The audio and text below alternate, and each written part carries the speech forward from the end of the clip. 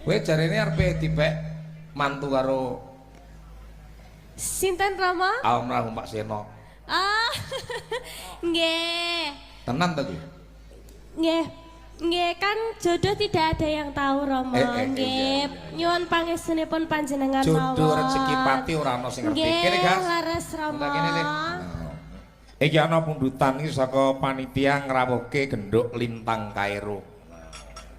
Kene sayu Lintang Kairo piye? Kabare sehat ya, Nok? Nggih, sugeng dalu Rama. Ah, sugeng dalu. Nggih, alhamdulillah sehat Rama. Iya. Panjenengan dos pundi Rama? Kaparingan bagas kuwarasan Cahayu. Alhamdulillah. Menika sampun dangu mboten kepanggih jenengan. Kangen to? Kangen no. Karumo kangen. Kangen Rama. Pun pinten taun to mboten kepanggih jenengan niku? Piro? Pinten taun? Pinten taun pungkur yo melu aku. Ya jumenengo. Nggih. War tak gabungke karo anakku lanang. Ah, nggih. Ah, kowe jarene arep dipek mantu karo Sinten Rama? almarhum Pak Seno. Ah, nggih. Tenan to kuwi? Nggih. Nggih kan jodoh tidak ada yang tahu Rama. Nggih. Nyuwun pangestunipun panjenengan mawon. Jodoh rezeki pati ora ana sing ngerti. Kene Gas. Laras Rama. Kene Le. Siapke iki lek iki Lintang Kairo karo Bagas ki mbang lek karo Nanda Bagas diuntal. Dadi Mas Bagas itu kelas berapa Romo? Ndi? Bagas. Oh, tas SMP. Oh, kelas 2 SMP. Yang mana Mas Bagas? Lho bocah bagus lho. Lho cing telu Romo. Nggih. Sugeng dalu, Mas. Cing telu Mbak Linda. Nggih.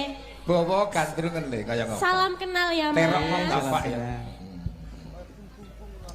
Bawane nyidam sari ya kena, lain ya kena, yen ing tawang ya kena ya. Nggih, Romo. Pamilan iki ya gane jenengan Rama? Iya. Kok benten kulitane? Piye? Masih kan putih. Nang jenengan. Lho, aku ora lho, aku biyen ya ngono kuwi lho, Nduk. Oh, jenengan rumen Nek nggih saiki kan? kan tambah umur bubrah. Ya. Nggih. Ya Le, dawa. Sing banter le bawa aja ragu-ragu. Rade mriki, Mas. Dowong Dowong ayu. halus suara. Banter Nggih, apa suara? halus. Sae Bebujaning ati. Gas. Lanang. lah malu-malu loh Romo. Kan baru pertama kali bertemu Romo ya Mas ya. Nggih. Kaya. Nggih, ngapa to nggih, Pak? Oh iya. Tepuk tangan izin. Agak kesini Mas, agak kesini. Anu ndruwedeg mau kula. Loh, jun redek to Mas. Aku nom-nomanku ya wedi ngono. Kaya Kaya ngene wong nandang asmara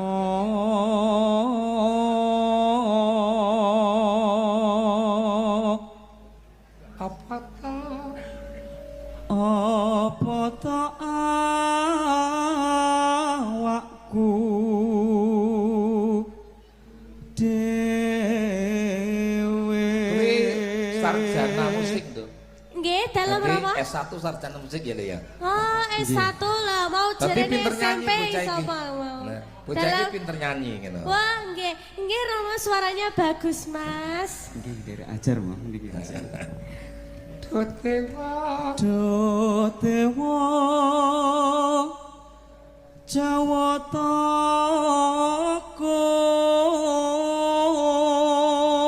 kong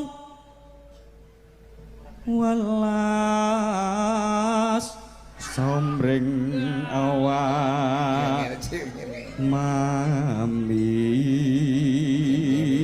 Awit nang. Karo mintul diurak karo netizen ngono ya. Kabeh keloke. Besok kapan ketekan ya? Besok kapan Laku mubeng. Kesana ya Mas kita. Kan cecer lan wong ayu Tak umpamakno nakoda umpamani ronakoda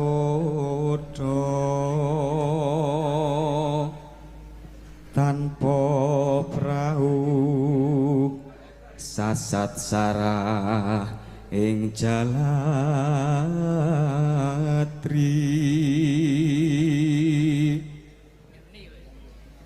nyidam sari as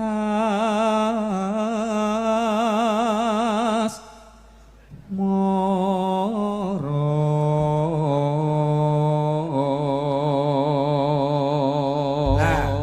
sing wadon rak nyidrani to. Lagune ganti banyu langit nggon repet tok. Nek. Lah kan nyidrani to. Kene anu. Panjenengan kok saged ngoten ta Rama? Janjine ngono lho, Gas. Ngono. Banyu langit? Ya iya dong. Ayo repet janjine tak tek. anu Mas Didi Nadanya Mas. Ucahe kekalemen kabeh.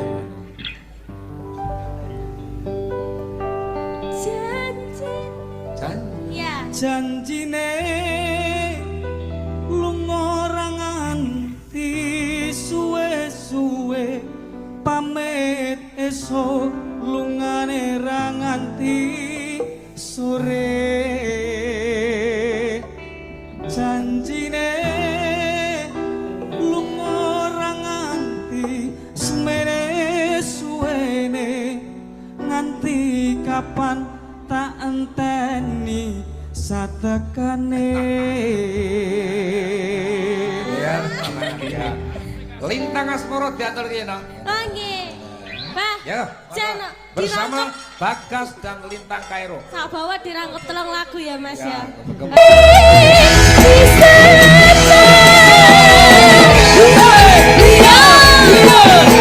Ayo.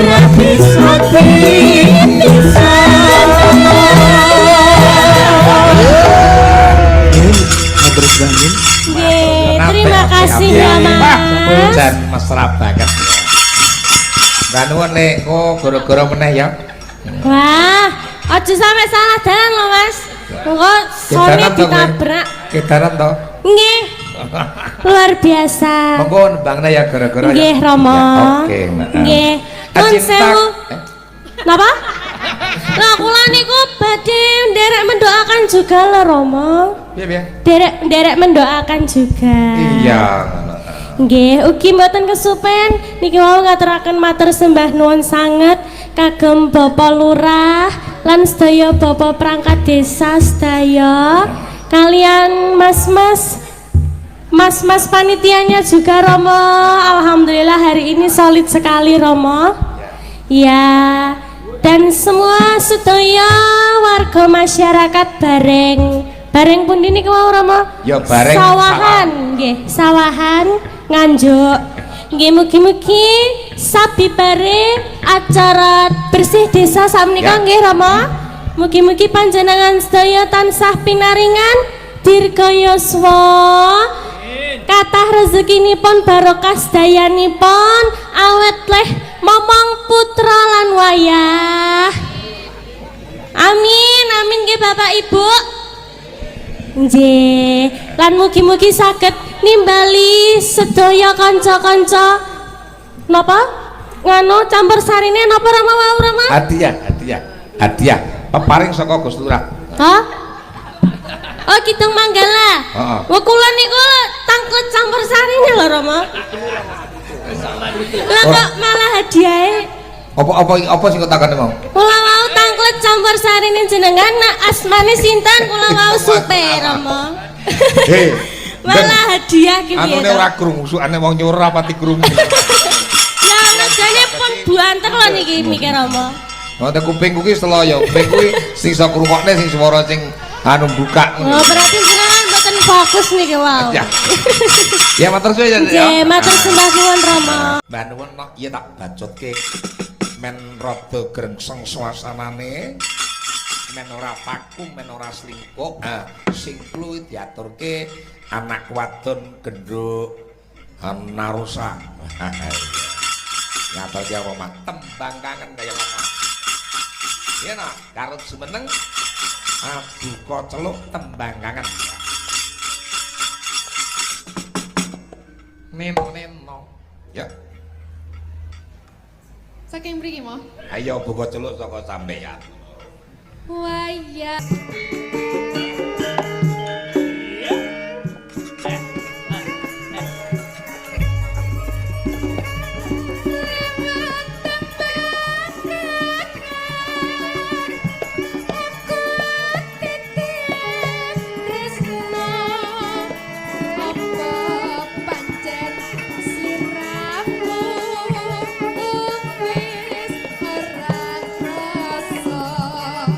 Oh.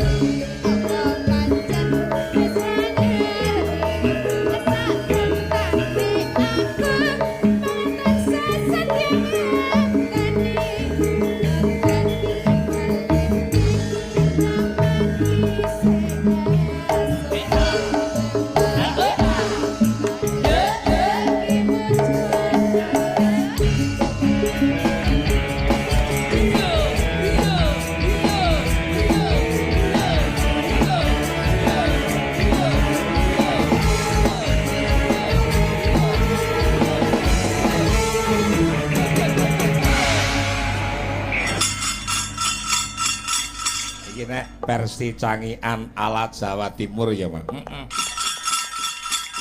Dadi beda karo Solo ki ana bedane. Wong Jawa Timur ki sing menonjol koplone. Mesti ana unsur jaranan. Kuwi men dadi ciri khas. Oh, klasik ya klasik ra dadi ngopo. Ning tetep ciri khas daerah iki ya diutamake wong. Jenenge kekayaan budaya kok. Wayang kuwi karya agung budaya dunia. Dadi versine rena-rena ana wayang Jawa Timur, ana wayang Jogja. Biyen iki ana wayang beber jaman Majapahit, ana wayang jemblung jaman Mbak Bintoro. Mula ora perlu ana pamaido, sing penting kekayaan budaya iki dingrembakake. Lanjut. Sapa sing arep ngaturke? Tak sun anakku wadon Genduk Suhita Putri. Saking dalu no. Suhita Putri. Nggih, sugeng dalu Rama. Ya, kene. Semenang kene ben ketara. Sepisan iki no biyen iki mau rene kerep ngono. Nalika sik Joko biyen. Oh, nggih ta. Iya. Dari Brebek kuwi soboku biyen nalika Gusti Kanjeng Bupati Pak Tris kuwi nalika semono pelantikane sing ditimbalike awake dhewe. Ha Pak Tris karo Budoni Bupati Nganjuk nalika semono. Yo jumeneng kaya ngomong. Jan. Gayeng ya, Mak. Yo sak gayeng-gayenge. Aku waton yogaku ki marem ngono wis. Marem, Pak. Sasi iki metu 14 ngono wis cukup ya. Enggak akeh-akeh. Urip iki ngoyo-ngoyo nemen iki nggih apa? Sing baku cukup iso menikmati hidup iki baku. Dadi seniman iki nek kok tanggapan ya ora penak, kesepen iki ya malah susah. Piye kabare, Nok? Anak genduk Suhita Putri. Alhamdulillah, sae. Jenengan pripun Rama? Aku ya apik. Aku nyawang awakmu ki seneng, Nok. Seneng. Dadi wong wadon bombrong katon mencorong ki ya sampeyan.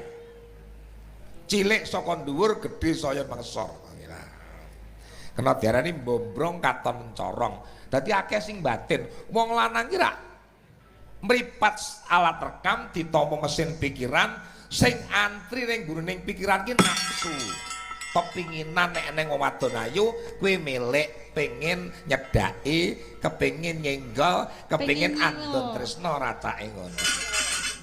Ya, lanjut Ika Kusuma karo Mbak Nandasari jumenenge nganggo Aja Lamis. Peloke nenem. Aja Lamis ben diangkat karo genduk Ika.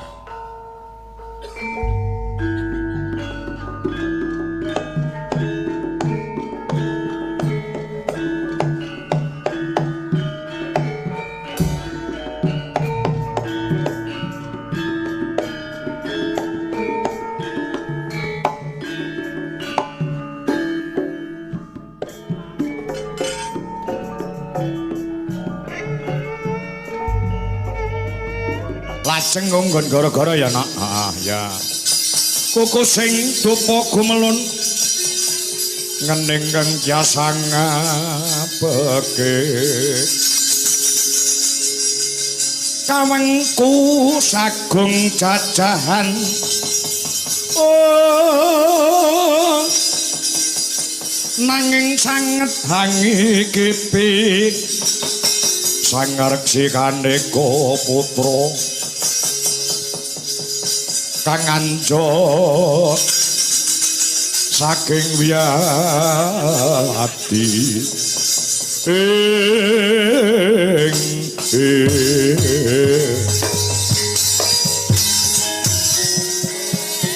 kuku sing dupa gumelun ngening kang tiasa ngapeke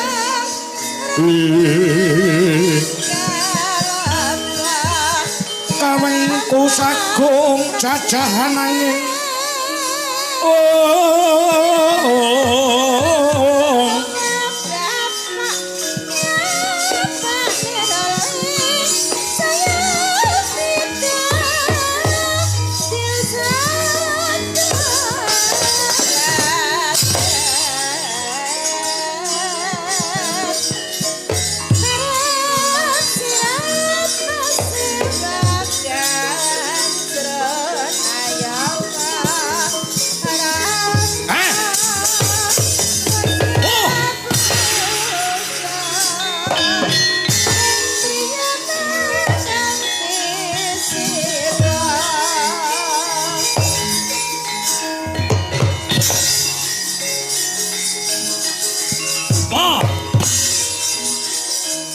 bol dadam. Oh, oh.